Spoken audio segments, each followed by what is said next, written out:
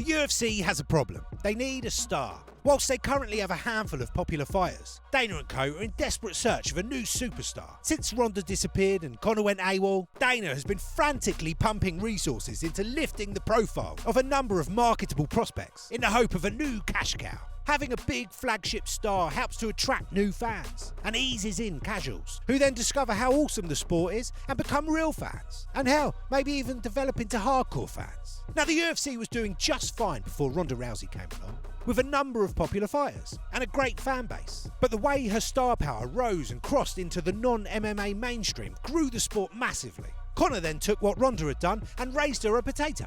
It was actually Conor's rise and run to the title that got me personally into the sport. For new fans, the lure of a big character that everyone's excited about is appealing. And then you get into it and realise how much better than boxing it is, both as a sport but also putting on so many great matchups consistently. That's it, you're all in. But in the wake of McMuscles, yes, Conor technically hasn't left, but he ain't really here, is he? The UFC seem to desperately be in search of the next big superstar. So much so, they keep pushing any guys they can find that have better than average marketability, through Dana White privilege and questionable decisions. Sean O'Malley, if I didn't know any better, I'd say the UFC 3D printed Sugar Sean, feeding the computer one of McGregor's crusty old shits, and the prompt of, make me a Conor, easy on the spice and heavy on the Gen Z. Not only did he have a convenient path to the belt, he got a generous decision, and then the way they rushed Aljo, the defending champion, into a fight to give the challenger the best chance possible. It's the kind of treatment they usually reserve for the likes of Adesanya. Whilst he seems like a decent person and comes across well in slow, long-form interviews, he's got the promotional mic skills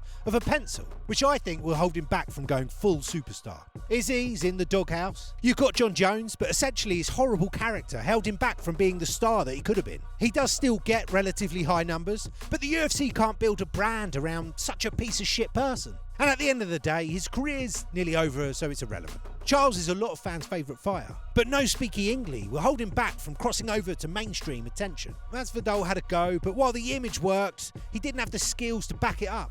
And after a wild rise to the spotlight, he fell off just as quick. Sean Strickland has potential, but he'd be too polarising for mainstream fans. Paddy came and went already, with a downfall worse than a fat bitch on a picnic chair. Volk should be, but as loved as he is currently by real fans, he doesn't seem to appeal to mild fans or the media. And Khamzat has a lot of potential. Up until very recently against Usman, I would have said he's not very inspiring on the mic. Pretty much just repeats smash them and kill everybody, which is great in the beginning, but it won't get him far. It's literally not even worth listening to him in an interview.